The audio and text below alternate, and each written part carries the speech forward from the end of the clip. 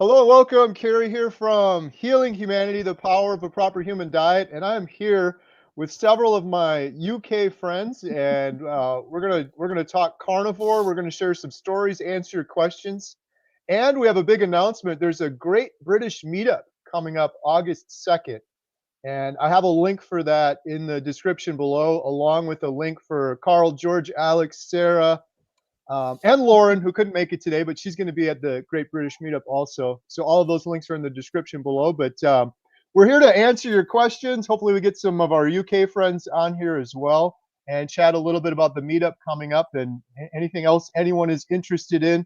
So how's everyone doing here today? Carl, George, Alex, Sarah, how you guys doing? Very good. Very well, thanks, Carrie. Nice to see you all. Absolutely brilliant. Whose idea was it to do this, the Great British Meetup? That might have been me, I think. Yeah, I'd say it was George. After you did your London event, Kerry, that Sarah and I and Alex were at, obviously George thought it would be a good idea for us to do it. So George is, why call him the puppet master? He pulls all the strings. I had the brainchild back in the autumn, actually, and I spoke to Carl about it first, and it seemed like a really good idea at the time, but mind you, it still does seem like a good idea, but it's getting a bit frightening now. It's getting close. Yeah.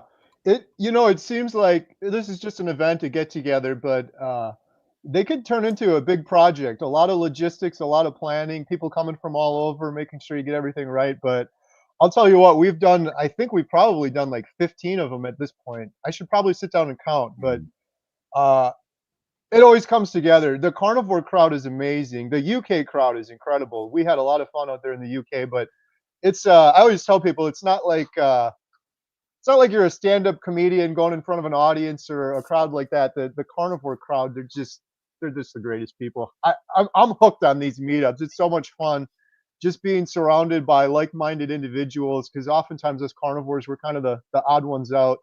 I know we had a great time in the UK as well. So your event is August 2nd. I guess just full disclosure, I really, really wish I could make it, but unfortunately I can't make it. But I'm happy to shout it out. And I am really hoping I can get back to the UK. But what are you guys thinking for the event? What sort of things are going to be happening at the event? Well, we've already got Richard Smith and Coach Stephen already on our guest list. There's a couple of others that I've approached. I'm waiting to hear back from. I'd love to get Zoe Harkham, who's just around the corner, really, to come on as well. But I think we're going to be working on Lee, the Kent Carnivore, as well. So some of the good UK ones. And obviously I'm hoping Alex will be there with us as well. There you go. 95%. Sorry, Carl. I promised everyone that I was going to ignore everybody and just get straight down to Glastonbury. I can't see me not coming. So let's say 99%. Can't wait. Awesome. So we're going to have obviously some talks. We've got quite a few. George has organised the food side of it. I think so. We've got hog roasts and we've got beef joints and we've got lambs and all sorts going to be cooked. So no one's going to go hungry. Oh, that sounds amazing. You guys are having food too. What's the location? George? I better say that one. It's very near the town of Glastonbury, which is famous for its festival every summer, and it's famous for its Glastonbury tour, which is a feature on the landscape. It's 4 miles south of there, on a farm called Sourdown Farm in the village of Butley.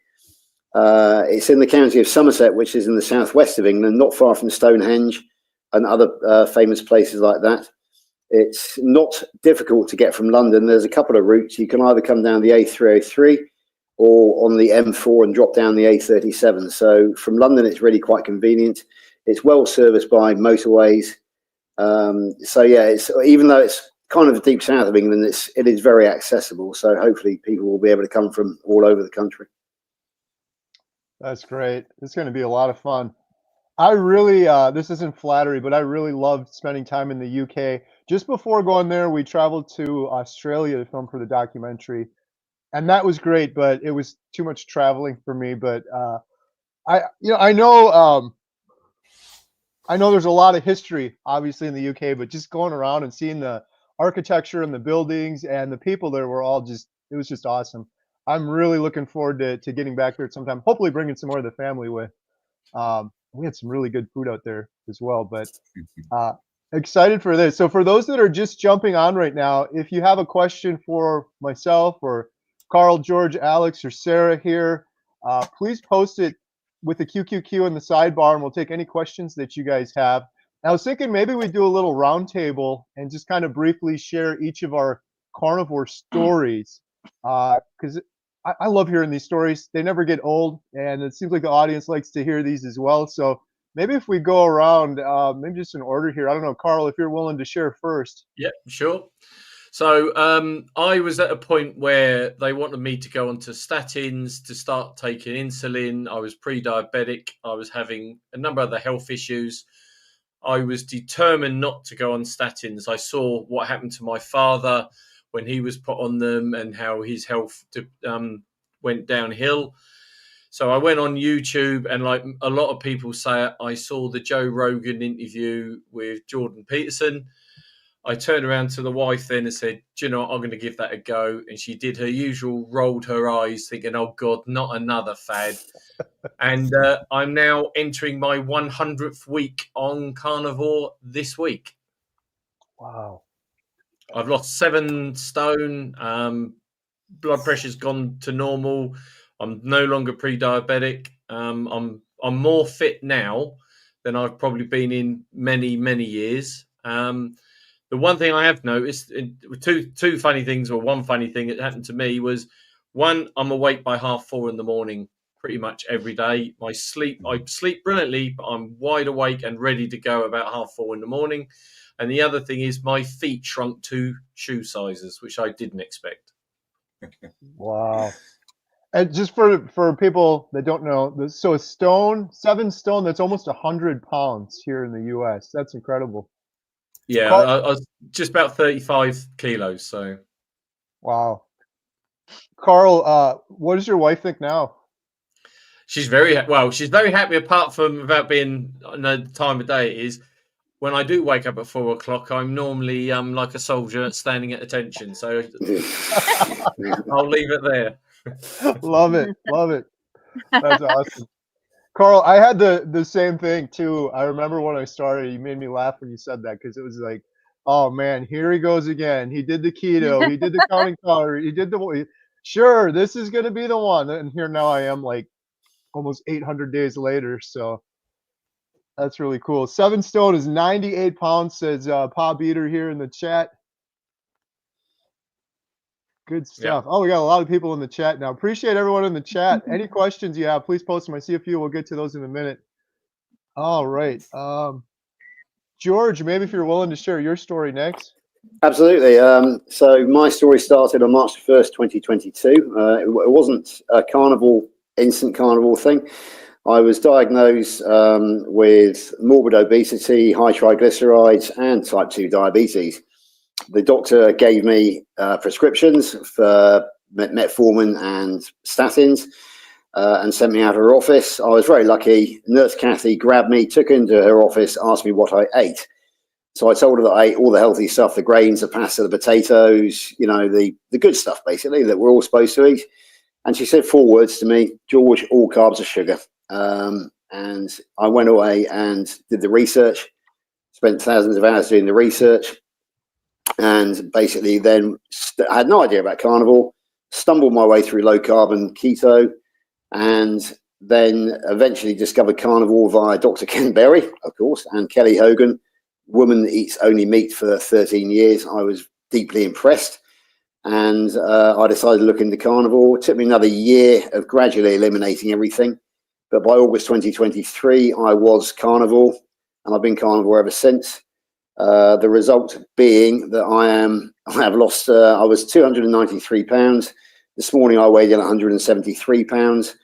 My HbA1c has gone from into the type 2 diabetic range to a very low blood sugar of 32 here in the UK, and I can't remember what that is. I think it's 5.1 in American terms, down from 6.7. And so triglycerides have been smashed from dangerously high to low.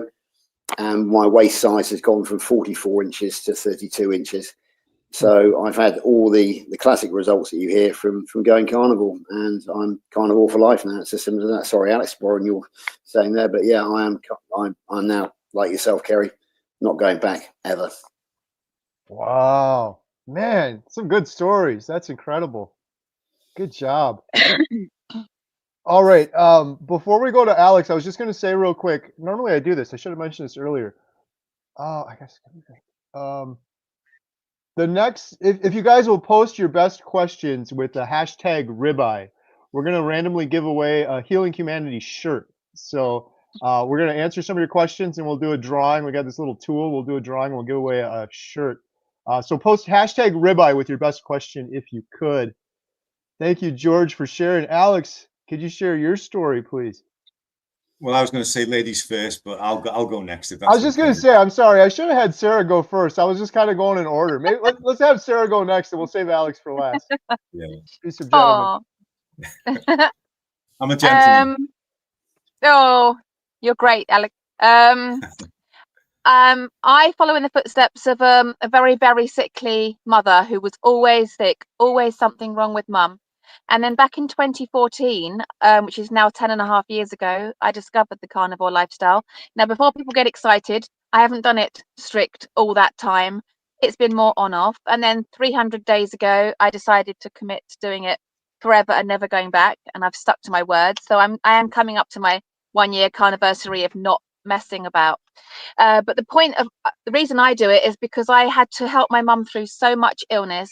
By the time she was my age, she'd lost her entire reproductive system, her thyroid. She was on medication for this, medication for that. It was always something wrong with mum, and I always had to look after her. And she passed away a couple of years ago from more problems, more drugs, more surgery, multiple cancers, that kind of thing. And my main why for discovering carnivore and keeping going back to it and now committing is that I just don't want to turn out like her. The thought of being in constant fear of your health just terrifies me, and the doctors can't find anything wrong with me. And even doing it part-time carnivore and now 300 days committed, there's nothing wrong with me. I'm 49 with nothing wrong. The doctors, aren't even trying to get me on any kind of medication because there's nothing wrong. I've reversed so many things, pre-diabetes and insomnia, and I've lost 15 skin tags that just fell off my neck. I'm just feel fantastic, and when I eat just meat, I just feel fantastic. And like you guys, I am now never going back after seeing what it's like to do it for 300 days. I am never ever going to go back to a mixed diet. The only thing I should add though is because of my age and because I've messed about in the past, I am one of the slow weight losers. I've only really gone down like 1.5 dress sizes in those 300 days. But like you've said before, Kerry, in the past, you'd still do it even if you didn't get the weight loss. And for me, my main why and my reason for doing this is because I want to stay off medication. I want to stay well. I want to try and preserve my health for as many decades as possible, and I won't be going back. So that's why I'm here, and that's why I keep still logging on and seeing you guys. But that's my story in a nutshell. Oh, great story. I'm glad you're sticking to it strong. I think I remember when we met out in the UK. I can't remember how long ago that was, but I remember you saying like December, you're sticking to it. You're sticking to it now for sure. Yeah, 100%. I've not been out of ketosis in 300 days, so I'm never ever going back now. Never. Nice. I think that's a great thing for people to hear, because I know there's a lot of people always get mad at me because, oh, Mr. Perfect, he's so strict on carnivore, but I just can't. I can if I have a little bit of a cheat, I completely fall off the rails. But same. I feel like a lot of people kind of had your initial approach, Sarah, where I'll do mostly carnivore. But yeah. I feel like for those people, it makes it so much harder because you still have those cravings. It feels like the cravings go away if you do carnivore fully versus trying to do it a little bit. So I think it's a good lesson for a lot of people out there. But also the other thing is I found it before it was cool. I found it before even Sean Baker was doing it. So, but not properly. But now I am. But it's quite hard to find out about it back then because we didn't have the YouTube channels and the Ken Berries and the Jordan Petersons talking about it. I just happened to stumble across it via Amber O'Hearn back in the day. Wow. And her husband introduced me to it just it was just pure chance that I found it, and I managed to end up in a zeroing in on health group with Kelly Hogan and the others, and I knew instantly that was how I was going to end up eating. I just didn't know when. And then 300 days ago, I hit my kind of done, and then I'm not going back ever now. That is, there's good and bads to YouTube, but that's one really good. Like, I don't know, many of us would have never found carnivore if not for YouTube. I just had I had this woman on my channel. She wrote this book. Her name's Kim. It's called Return to Simple, and she coaches the Amish, and she helps a lot of Amish with carnivore. There's lots of Amish here in the U.S., and I was talking to her. I'm like, that's actually really incredible what you're doing, because none of them are going on YouTube. So none of them would have ever heard about carnivore if not for her going out. In fact, that was the whole reason she wrote this book, because she's like, they're not going to go on YouTube, but they'll read a book. So she's actually getting this in a lot of little Amish grocery stores and stores around here in the U.S. and helping quite a few people. So that is awesome. Carnivore for life. Thank you, Sarah. All right, Alex. Yeah, hi. I'm Alex. I tell everybody, as these guys know, that I'm 66. I'm 67 in August. And the reason I say it is I never expected to be where I am today. I've dropped 47 pounds in weight.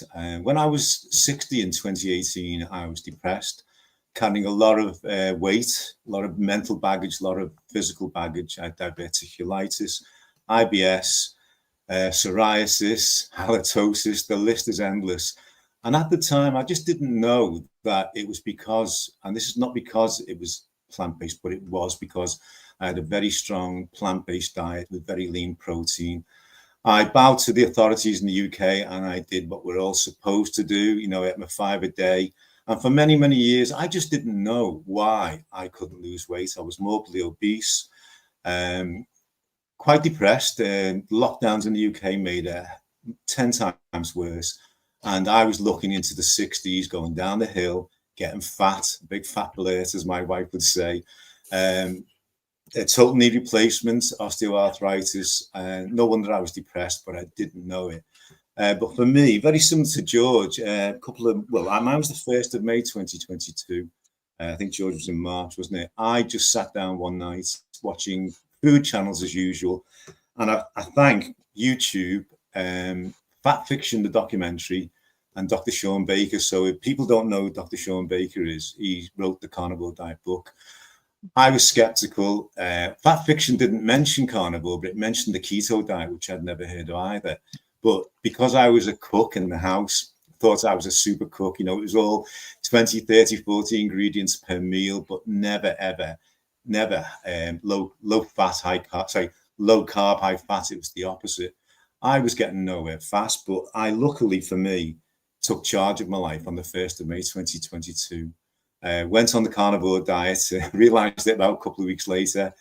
And the guy you see today, guys, if you watch my channel as well, I've documented it many times. This is the best I've felt since I was in my 30s. In my 30s, my daughter Sophie was born. I was 31. She's having her baby in July this year, so I'm going to be a granddad. So we're going full circle. And you know, I feel really blessed, guys. I'm a spiritual person, and I feel as if the carnivore diet has given me my life back. It probably sounds a bit smushy, but this is the happiest I've been in decades. And being around people like you guys as well, it's just sort of brought me to another level. So that's my story. Good stuff. Carrie, I forgot one part of my story, which is quite important, and that's that my wife is Lainey. And we are a cancer-stricken household. She has had breast cancer and has had a mastectomy and has gone through all the chemo and the radiation. And she is on long-term chemo now. But she has thankfully she discovered the Otto Warburg effect and has listened to DC, Learning to Live over in Australia, and also Thomas Seyfried. She understands that glucose feeds cancer. Therefore, she is very strong ketovore. She absolutely loves her premium meat. She will continue to eat some of the low carb veg such as cauliflower, and the occasional tomato and that sort of thing. But she is heavily meat based, and it seems to be she's got energy, and the cancer is in remission still. So yeah, it's quite an important thing to mention that we are basically a carnivore household now with the cancer in the background as well. So yeah, it's been it's a difficult journey, but we are we're getting through it. Yeah, I'm so glad you mentioned that, George, and I wish your wife the best. It sounds like she's doing all the right things. We're doing this documentary, and a big part of it is going to be cancer. We were never even going to include cancer in it until I started learning more about it. It's interesting you just mentioned that. I've been blessed to interview all these doctors, and one question I always ask them is, what sort of advice would you give to a loved one if they were diagnosed with cancer? And I've been compiling that. We just finished it, and I think it's like, I still have to edit it down, but it's about 45 minutes of different, not just doctors, but also individuals that have gone through cancer themselves, or doctors giving advice on what sort of advice would you give someone if they're diagnosed with cancer. Of course, a lot of them, it's focus on your diet because of Otto Warburg, like you just mentioned. The other big part of it is the mindset as well, which is a little bit of a tougher area. But we filmed Tammy Peterson for our documentary, and she was diagnosed with cancer, and she's been in remission for 6 years and eating a carnivore diet for 6 years. And she attributes it to carnivore diet, but also in large part due to prayer and her mindset. This is the interesting thing with cancer. When you stress, it releases cortisol, and cortisol converts to glucose. So I don't know how anyone could have cancer and not be stressed, but by being stressed, it can perpetuate it because you're releasing that cortisol, which converts to glucose. So if you're able to get over that and have a good positive mindset, I don't know how people do it, but Tammy Peterson she was able to do it pretty well. But yeah, it's a big part of our documentary for sure. So. All right, we got some good questions coming in here too. You guys have probably all heard my story. I'll just share it real briefly because I do see some new faces in here in the chat I haven't seen before. I've been carnivore now for almost 800 days. I'm down 100 pounds since my heaviest. I overcame depression, anxiety. I was on 15 different medications. I had gout in my foot and arthritis and all sorts of things. And like some of the others here have mentioned, I saw a couple people. I saw Jordan Peterson on Joe Rogan as well. I saw Dante Ferrigno talking about carnivore. That's what led me down this path. And then I did more research and I learned about Dr. Barry. And then I think is when I saw Dr. Jordan Peterson. And when I saw Jordan Peterson on Joe Rogan, and he said, I've been off all my antidepressant medication, and I have been for a year on a carnivore diet. That blew my mind. He also said he stopped snoring the first week on carnivore, which was crazy to me because I snored for years and I had a CPAP machine. So that was what a couple of the things that ultimately convinced me to do carnivore. I'm no longer depressed. I'm no longer anxious. I'm down 100 pounds. I don't have gout. My IBS is gone. Like literally, I couldn't feel any better than I have. And I decided to do a documentary called Healing Humanity. And we've been traveling all over the world for almost 2 years now. Filming people like Alex on the screen. Alex, we filmed him for our story. We filmed Lauren out in the UK as well. And we're on the home stretch now. We've done 52 interviews. We have about 3 more to go and we'll be done. And we're hoping to finish the main documentary and have that out to the world next year. It's taking a while because there's a couple people, not Alex, but a couple people that we followed over the course of an entire year, including Bill Knott in Alaska. We filmed him on day 1 and we filmed him on year 1, day 1. And I'm actually going back there this summer, not for the documentary, just for fun, to film him on, he's going to be coming up on year 2 by the time we go up there again for the second time. So yeah, that's my story. Carnivore's completely changed my life forever. And I've seen it heal so many people. And the reason I'm doing the documentary is because there's a lot of people out there in the world that are hopeless with depression, anxiety, or cancer, or fertility issues, or autoimmune disorders. And it's not because they're choosing to be horribly depressed or choosing to have cancer, or choosing to have fertility issues. Just a lot of them aren't aware that the root cause of that, in most cases, is nutrition. I never would have thought in a million years my depression would have been cured by just changing the foods I was eating. I thought it was just something wrong in my brain. So that's the reason I'm so passionate about it. I'm not telling everybody, hey, you got to be like me, eat like me, but I just want people to at least have the option and understand that, hey, if you're horribly depressed, it's probably your nutrition, and a lot of people don't. So we're just trying to get the word out to the world by sharing other people's examples. So, all right, should we take some questions? And before we take questions, I just want to say one more time, because there's a bunch of people that have jumped on since. There's a big, the Great British Meetup that's happening Saturday, August 2nd. Carl, George, Alex, Sarah, Lauren, going to have a couple of speakers there as well. It's so cool. You're having Richard Smith and Coach Stephen. They came to the UK Meetup. Those two, no joke, those guys are probably the best in the world when it comes to like carnivore Q&A, asking and answering questions. Those two are I think they're the best. Dr. Barry's pretty good too, but man, those guys are amazing. I've done a couple live streams with them. So they're going to be at the Great British Meetup August 2nd. There's a link in the description below. You can't just show up. You got to get the tickets in the description below. There's going to be a bunch of good food there as well. And there's also links for Carl, George, Sarah, and Alex, so you can follow them all on social media, on YouTube, and stay up to date on everything they're doing there as well. So what do you guys think? Should we take a couple questions? Yeah.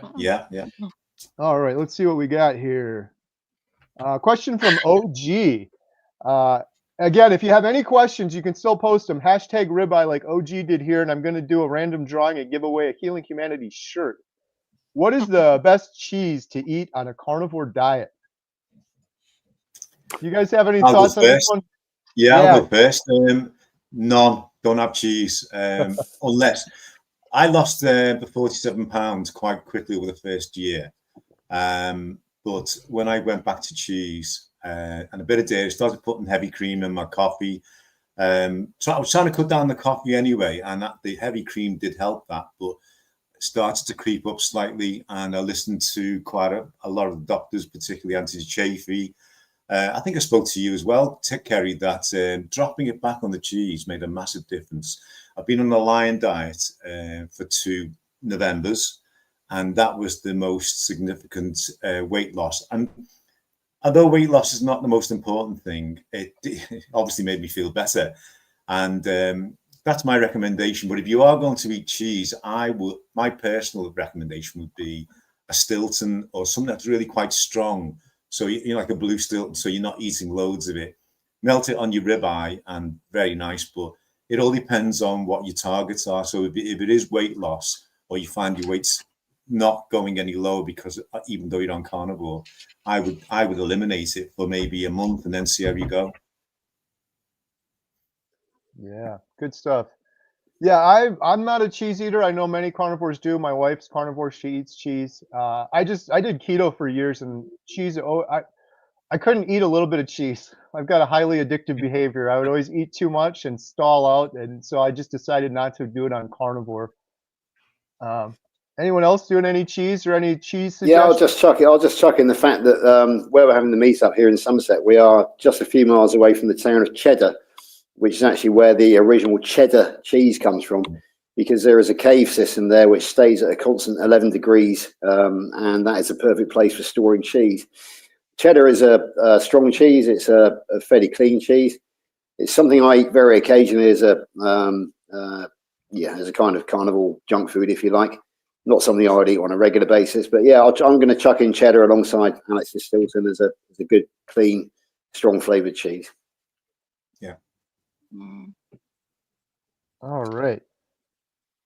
Here's a question. Is beef tongue considered organ or muscle meat? Oh. I would say muscle. Yeah. Yeah, I think the tongue is a muscle rather than an organ, isn't it? I would say. Anyone here have beef tongue? I think our friend Lee Copus has a couple of times. I haven't tried it yet. No. I have eaten beef tongue in the past, but not in recent years. My mother used to swear by it at one time. All right, Patty McKay. Question. I've been doing carnivore for 6 months. I've lost 45 pounds, but I find it so hard to do when the rest of my family isn't on it. Question. How do you do it? My family won't support me. Well, I'm very fortunate, Patty. My family's doing it with me now, but they weren't initially, and I still was able to do it. Yeah, I was still able to I was still able to do it when I first started. It's a lot easier when the whole family's doing it, but I don't know. I find most families, they still have, if you eat a regular meal of meat and potatoes and a little side dish, the family can eat that, and you can just take more of the meat. To get your community and support, I would suggest getting it elsewhere. Like for me, when I first started carnivore, I was on YouTube all the time, getting my community and being with like-minded individuals on YouTube or joining one of these groups. I was in Dr. Barry's group for a while. Um, I don't know. Does anyone else have any thoughts on that for Patty? How do you do carnivore when your family isn't on board? Yeah, I mean, one of the things that They will come around I can to say. Sorry, I was going to say, Carrie, that you just mentioned community, and it's interesting because the four of us hit on here, along with Lauren, we actually got together as a community back in the autumn of 2023. So we've known each other all now for nearly 2 years, and we've been very supportive.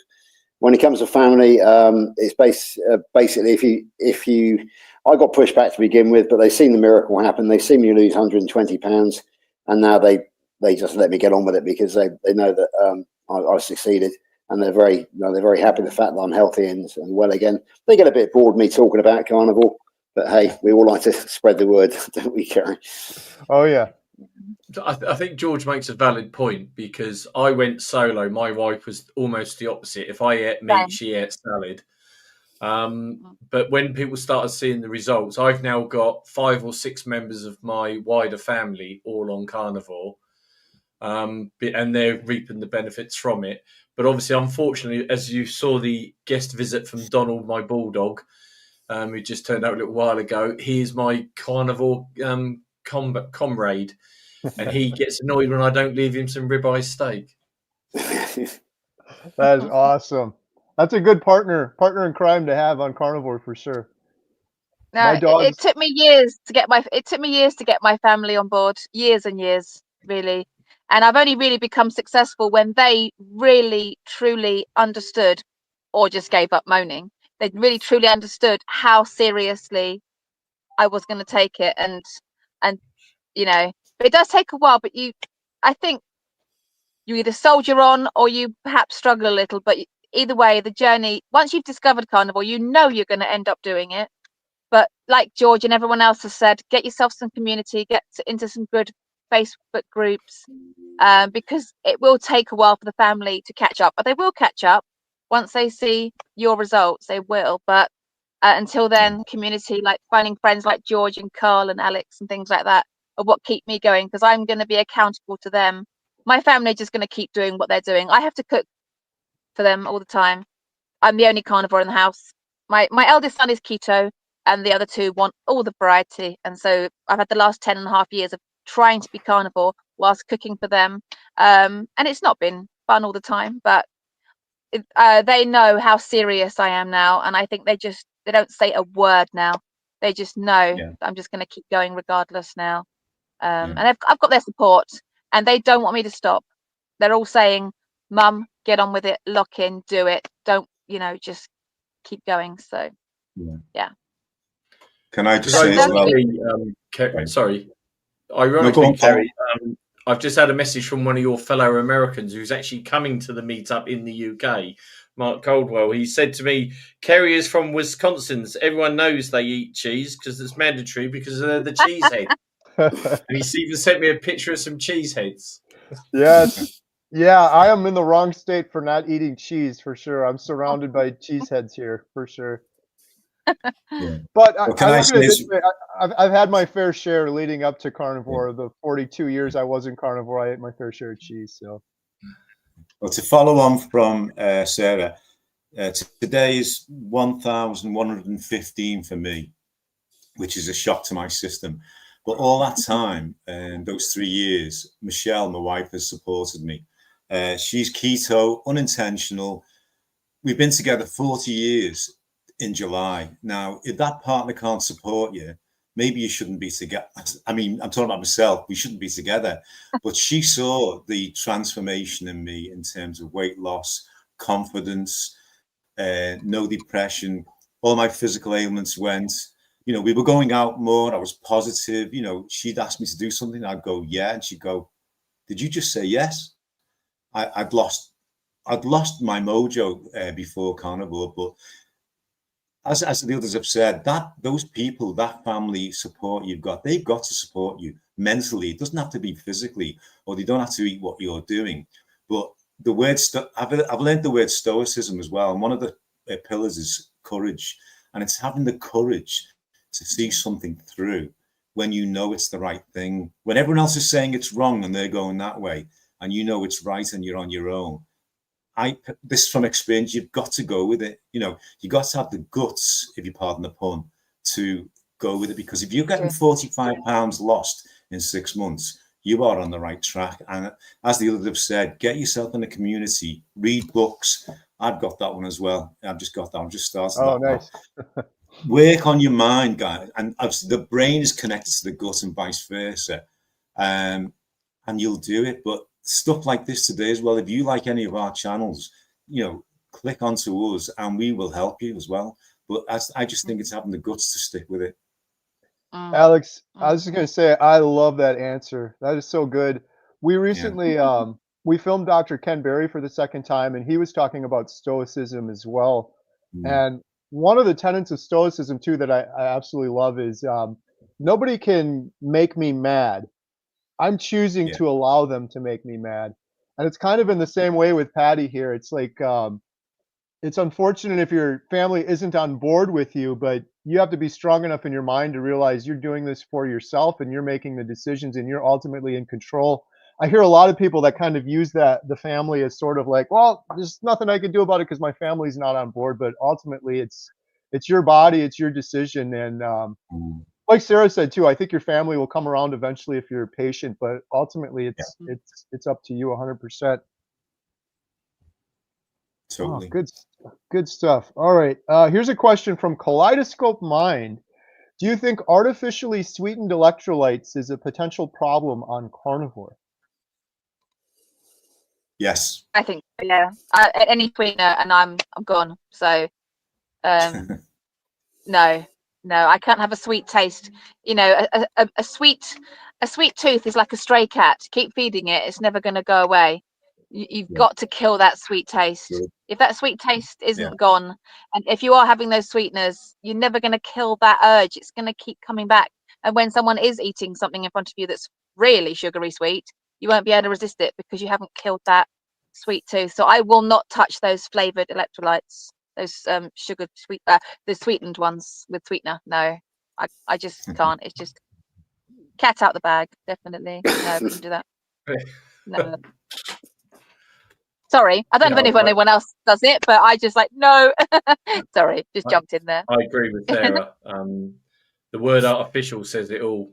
So to me, it's about real food now. It's about eating single ingredient real food. So if you have something like that's artificial, that means it's processed, and I try and avoid anything that's potentially processed. Yeah. One of the original pioneers, like Charles Washington. I don't know whether you've heard of the guy Charles Washington, Carrie. He set up the original carnivore forums back 10 years ago, and he said he'd actually prefer someone ate sugar than artificial sweetener because of it's, you know, sugar free basically means we've taken sugar out and put something even worse in there, and so so you're having it thinking, wow, there's no carbs in that, but what is it doing to your body and your sweet tooth? Oh no. Yeah. Sorry, I'm clearly quite passionate about that. I've gone on again about it. No, I appreciate it. I'm with you on that one. There's a lot of new people that come on my channel, and I've talked to a lot of carnivores where they're a couple months into carnivore and they still have cravings. And in most of those cases, when I talk to them more, it's because they still have artificial sweeteners or the diet soda or things like that. And I 100% believe that you get rid of that 100% and those cravings go away, but you keep that in there and you're going to keep having those cravings. It's going to make it so much more difficult to proceed if you keep those things in there. So I'm with you 100% on that one. I think your taste buds evolve as well, because now, like when I have a bone broth, I put loads of extra salt in it because I don't like it without the taste of the salt. Yeah, absolutely. Captain Crunch says, what is the thought on drinking fluids with a meal? I have drank well before a meal and after, but not during. Mm. I found on this, I learned this the hard way. I used to just drink a lot of water all of the time, with the meal, before the meal, during the meal, after the meal. And I had Barrett's esophagus, which is from chronic acid reflux, silent acid reflux. And I think a large part of that, I learned on carnivore early. I would eat like some meat and I would drink water and I'd get that acid reflux again. And then I learned quite quickly from a couple of the good doctors, you shouldn't be doing that. So I don't drink water while I'm eating. I'm trying to be very intentional. Just everybody's Yeah. different, of course, but for me, I get bad acid reflux. So I try to not Yeah. drink during eating. I try to have a nice window. So I think I connect to Dr. Chafee saying, drink to thirst, eat to hunger. You know, keep it simple. You don't have to have, you know, I don't get bogged down with detailitis anymore. I just think when I'm hungry, I have a steak or whatever. You know, if I feel like a glass of water, like I've got a bottle here now, I'll drink it. But I don't have any sort of set times or, oh, it's mealtime, therefore I'm going to have a drink. We're all different, but that works for me. And I, like you, Kerry, I don't drink during a meal at all, you know. Well, I think you're right, Alex. It's listening to your body. Your body will tell you Yeah. when you want nutrition and rehydration. You don't need a mechanism of 3 meals a day or anything like that to tell you. It's when your body needs something, it will tell you. And I work on that basis totally. 100%. that has been one of my favorite things on carnivore too, because before carnivore, there was too many signals and too much input that my body didn't know what the heck was going on whenever. Now it's like you need more salt. Like my body just tells me you need to drink some water. You could just hear those signals so much more clearly. And that's probably how it should be for all the humans, but we're kind of overwhelming our systems with too much junk and input and signals and meals and snacks. It's our body is just like, what is going on? Give me a break already. I feel like that's what happened when I went carnivore. My body was like, oh, thank goodness. Finally, just put the proper fuel in the tank for the first time and not all this other junk. All right, here's another question we have from Bev. She used hashtag ribeye. We're going to be giving away a Healing Humanity shirt in just a minute. Random drawing if you post a question with hashtag ribeye. So post a couple more questions. Bev says, I've been carnivore 5-ish years. Have any of you all fell off and jumped back on? Sarah. Everyone's looking at Sarah. No, that's me. Sorry. That's me all the time. 10 and a half years of that. Well, 9.5 years of that, and now nearly a year of not doing that because I got bored of doing it. So yes, because I knew straight away it made sense to me that I needed to be carnivore, but I'm a very highly distractible person. So I got distracted and then had to restart more times than I can say. But my health is good, though. There's nothing wrong with me. At nearly 50, I've hardly got any grey hairs. I've got nothing wrong with me. No medications of any kind. So I still feel like I'm winning. But yes, that's me. I'm the one that's had to keep restarting. But 300 days now of not restarting, and I'm very happy. And I'm not going back. I'm not going back. One thing I will say is that I haven't fallen off and come back on again, but I went through a long period of transition. It took me 18 months from being diagnosed with diabetes before actually going full carnivore.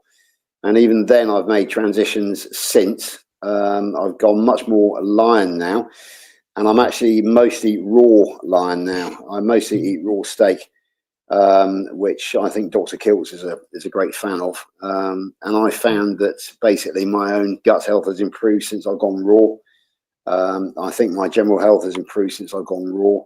I don't eat raw at the weekends because my wife likes to cook. She's a very good cook, and so we have roast at the weekend.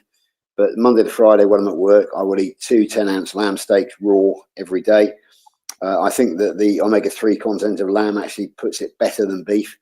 And I can highly recommend it. I blame Carl because it was him that taught me into doing it. Because he interviewed Jacob McAteer, the 100% raw carnivore, and said, "Come on, George, are we going to give it a go?" I said, "No, Carl," and I said, "I'm fine." But then when Carl decided to give it a go, I came out in sympathy with him, and I'm very glad that I did because it's been nearly a year now, I think, Carl. June of last year. I'm now full blown well, nearly full-blown raw carnivore. So yeah, I transitioned from basically very, very dirty low carb through to raw lion, basically. So yeah, it's been I haven't fallen off and come back on again, but I've changed the way I eat quite a lot over the course of those 3 years. Well, yeah. I confess that my football team, or you call soccer over there, which is wrong, totally. But my football team got promoted to the Premiership after 20 years absent. So unfortunately, that weekend I went very off carnivore, and it took me about a week and a half to stop having the feeling of bloating and all sorts. But it's a once in a chance. Unfortunately, we got relegated now, so we're going back down again. But it was a fun year. Yeah. No. Can I say as well, to help Bev, you know, I've been drinking alcohol for 50 years. I'm not an alcoholic, I swear I'm not an alcoholic, but this has helped me so much in terms of, it's probably one of the only toxins I've actually, you know, intake at the moment. And every time I do, I get a little stall and I go, the reason I'm not feeling optimum today is because of that. Staying with ice cream, you know, I have Dr. Kilter's ice cream. It's the best one out there, but it's still got that dopamine attraction. And Kerry's got a switch. I've got a dial. I'm pretty tolerant of things, but I'm much older than Kerry. And I'm thinking to myself, you know, as I start going into my 70s and my 80s, do I still want to be regretting things? Do I still want to be thinking I shouldn't have done that? And the answer is no. But with Bev, I think 5 years is a long time to be doing a carnivore. Well, it's a good time to be doing a carnivore. She must know now what her triggers are, or what her little sort of naughty little, you know, dabbles are. And she has to remember, this is not me preaching, but what is the why, or what is the series of whys? And that's what I always go back to. If I actually do indulge at all, it's very, very limited. But the next day I always go to Michelle, I go, I shouldn't have done that, you know, but I was in a social occasion, or I allowed my, you know, my niceness to get in the way, instead of just being as, you know, well, stoic as possible. Mm-hmm. But we're all individual, we're all humans, you know what I mean? We make mistakes, but it's getting back on that horse, and probably you're saying to yourself, I made the mistake there, but it's my life, it's my body. I won't do it again until the next time. But that's the great thing about carnivore. It does give you a good thermometer, you know, it's a good measurement of what you're doing. But she's obviously doing well if she's been doing it for 5 years. Yeah, for sure. Yeah, just on the subject of alcohol, can I say that basically I've when I started low carb and then went on to carnivore, I was continuing to be a heavy drinker. I've been a heavy drinker all my life, and I mean a heavy drinker. But I achieved incredible results through the diabetes and everything else. And in my last review of my blood last year, I was expecting, no, crikey, how much alcohol do you drink? And she skipped over it. And I said, why aren't you asking about alcohol? She said, well, you obviously don't drink because you've got a perfect liver function test. Now, that was, I mean, that tells me that basically a good, strong carnivore diet protects the liver no matter what you chuck at it. I'm very, very happy to say that today is day 65 since I gave up alcohol. So I'm nearly 10 weeks of actually giving up alcohol, and I won't be going back for financial reasons, for my mood reasons, and also the night sweats have gone as well. So I just get night sweats when I've been drinking alcohol. I have replaced it with the zero alcohol beer, so it kind of tricks my mind into thinking that I am in the social situation. But yeah, I'm very happy to have given up alcohol now. And again, I use that word again. I won't be going back because my life is much better without alcohol. So yeah, but just to point out the fact that I did a 3-year N=1, a 3-year experiment with alcohol, and the results were surprising because it wasn't too deleterious. So I would highly recommend that people don't drink alcohol, but don't think that you can't do carnivore if you do drink alcohol, because you can. And the carnivore diet does protect the liver from alcohol, and obviously we've removed fructose anyway. So yeah, it's just a word on alcohol. Yeah. Two things I'll add to that is I've always said in a lot of my posts, there's no carnivore police. So you know, you're not going to get dragged out of your house if you broke the rules, but it's important. And I think Larry, the carnivore soldier, used to say, if you have the right why and you know your why you're doing this, that will get you back on straight away. Absolutely. Good stuff. Hey, George mentioned Dr. Kiltz and Alex mentioned Dr. Kiltz ice cream. Have any of you guys here seen baby Dr. Kiltz yet? Yeah, Ooh, superb. I gotta Superb, yeah. share. I'm gonna share real quick. This is just 10 seconds. This just cracks me up. It puts a big smile on my face. Here's 12 seconds of baby Dr. Kiltz for Yeah. everyone to enjoy. It's But great, I tell you, it's great. when I went carnivore nearly 15 years ago, and I'm going to be 70 next year, and I've never felt better. All the drugs, doctors, and dissections gone. Yeah. Yeah. Brilliant. That's a classic. Just on the subject of Dr. Kiltz, can I say that I was on his 6 a.m. live this morning in the chat, and I told him about the Great British Meetup on August the 2nd, and he hadn't heard of it, and he was most offended that he hadn't actually been invited.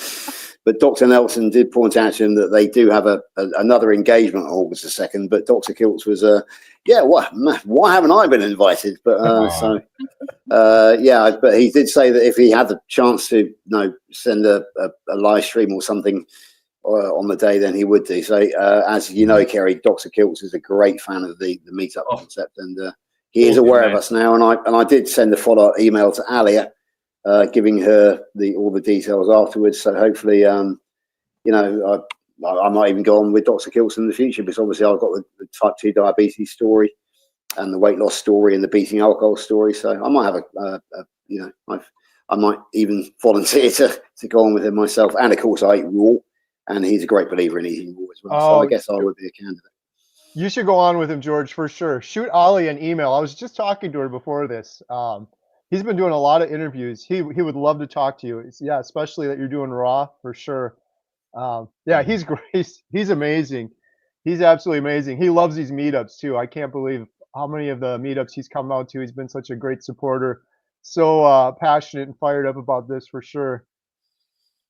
All right. When he was talking at your London event, he had the hairs on the back of my neck going up. He was amazing. Yeah, he's incredible. We just did one in Canada, and he flew out to it. A big meetup out there too. And just, he shared his own personal story, but in the beginning I was like, Dr. Kiltz, it'd be great if you could talk for 15 minutes. I'm like, but we're not going to know the topic until we get there, because it was kind of a mixed crowd, partial carnivores, some people that just came in from the community that maybe didn't know about carnivore or keto. So we just kind of like polled the audience. How many carnivores, how many keto, how many have no idea? And he just tailored this speech to the crowd and just went for 15 minutes. And it was like a master class. It was so good.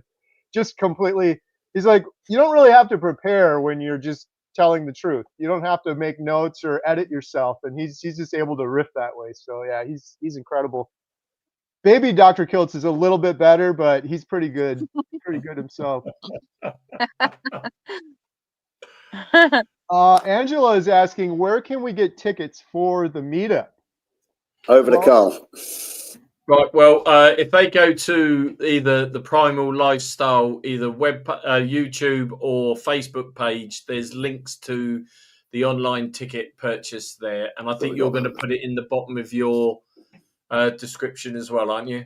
I have already. Yep. So if anyone wants to just click on the description, there's a link for the Eventbrite there as well.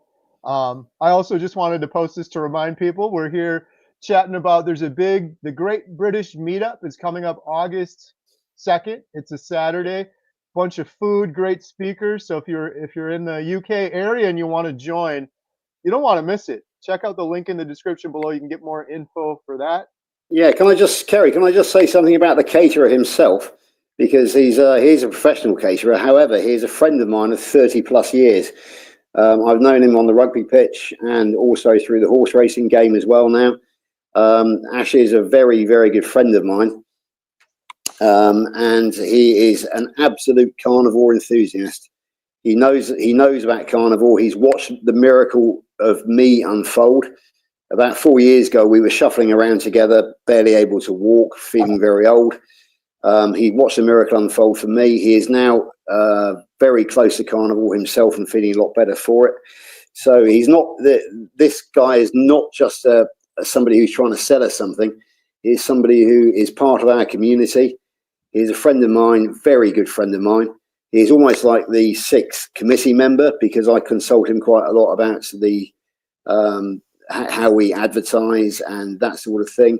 It was him that recommended the location, because I did originally ask if we could use his farm, but he said no, we've got a much better place just down the road now. I'm actually meeting him there next Friday night. He's doing a hog roast there.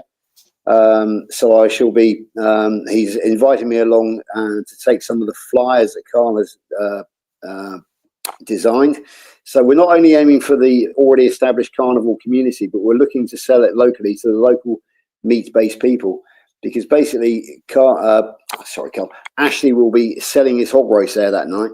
So basically anybody who comes to him as a customer is going to be a potential carnivore, in my view, at which point they will find me with my Healing Humanity t-shirt on, and they will get the full Healing Humanity lecture, and they will be invited to the Great British Meetup in their own right. So yeah, don't panic about the catering, folks, because Ashley is one of us. And just to say, the whole organisation is a non-profit, so any additional funds we make from ticket sales, we're donating to Healing Humanity Project, Kerry. So if you buy a ticket, you're helping to contribute towards Healing Humanity. And on the note of fundraising as well, can I just say that we are planning to have a raffle. And just last night, the lovely Sarah did announce that she was actually going to donate 4 carnivore t-shirts that she has in the back of her cupboard, including 2 Healing Humanity t-shirts. So yeah, it's we will be doing that. Lauren has some very good ideas about maybe getting a meat box, for example, or maybe getting some gift tickets from butchers. So yeah, there's going to be a raffle as well, and that the raffle will purely be for the to help Healing Humanity. So yeah, it's going to be a good fundraiser. It's going to be great fun. I have a mantra, which is carnivore is fun, and I think that day will prove it. Because one thing we'll say, yeah, we have Richard and Stephen as speakers. However, there will be some warm-up speakers there. And Carl will be the MC, Master of Ceremonies. And I think we've got a few of the warm-up speakers here, because I know that we will have decent stories to tell. So we will be the lead-in to the professionals, if you like. So that will be a couple of hours, or maybe we're planning to start at 10 o'clock in the morning. Gates open at 9. And so the speeches will start at 10, and we'll probably lead into a lunchtime speech from Richard and Stephen, and then we'll go straight on to Ashley's hog roast, and then in the evening, while looking at getting some music sorted out, probably a disco, and we'll have a nice sort of dance and a good social in the evening. So it's going to be a long day. We actually do have the venue from 9 o'clock in the morning until 11 o'clock at night. So I'm not sure who will still be standing at 11 o'clock. Not me. I think Lauren will still be partying, if I know Lauren. Yeah, sorry. Yeah, I've got to quote Lauren. When I saw her, I went for lunch with her fairly recently, because actually, Carrie, Lauren and myself live very close to each other, and she invited me for lunch, and she did tell me that she intends to, and I quote, dance the night away at the meetup. So, Nice. So yeah, it should be fun. That sounds like a lot of fun. I really appreciate you guys, your support for the documentary, and the proceeds going towards the documentary as well. So thank you so much for that. We're on the home stretch with the documentary, just so people know. We're filming Dr. Baker next month, and we got about 2 more interviews, and we're wrapping up the main documentary, and we hope to have it out early next year. And I know a lot of people they want it out sooner, but it's taken a while. There's several people we filmed over the course of a year. It's going to be worth the wait, and we've also filmed quite a bit for the series as well. We're going to have several episodes on cancer, several episodes on depression, episode on fertility. So if you have a loved one going through any of those issues, we'll have a dedicated episode for each of those. Also got to thank Rich LeBoy. He gifted 20 Homestead How memberships. Thank you so much, Rich. Every penny we get from the memberships goes towards our documentary. We do a members-only live stream every Thursday at 3 p.m. also. This has been great. So everyone that's joined, thank you so much for all your questions. Great British Meetup. There's a link in the description below. I got to do the giveaway for the shirt. I actually announced that I was giving away a shirt on the last live stream, and then I ended it without giving it away. I completely forgot. Apologies for that. It wasn't intentional. Here we go. We're going to do a random drawing. Healing Humanity t-shirt goes to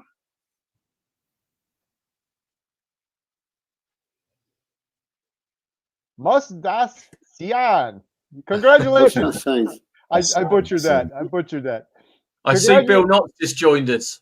Oh, Bill Knott just joined us. Nice. Hey, you just won a Healing Humanity t-shirt. Thank you so much. You can claim the shirt by going here. Let me pull this up here real quick. No, not that one. That one. HealingHumanity.movie/giveaway. There's a little form there you can fill out, and we will send you the shirt. Congratulations. Welcome, Bill Knott, too. Bill Knott, we got to get you out to the UK meetup. Bill is coming to a meetup in Florida, the Hack Your Health one in November. So I know we're at the end of the hour here. We got to kind of wrap things up. You guys want to mention or shout out anything else before we wrap up? Carl, George, Alex, or Sarah? Yes, there is camping at the venue. It's fairly rough camping. There's no shower block, but there are toilets, and I think it's £10 a night to pitch a tent there. So that will be convenient for people who wish to come from a long way away. And of course, we are very near the town of Glastonbury, which is a massive tourist town. So there is good local accommodation and other campsites, more upmarket campsites locally as well. If anybody wants any advice on that sort of thing, then feel free to ask me, because I am the local knowledge.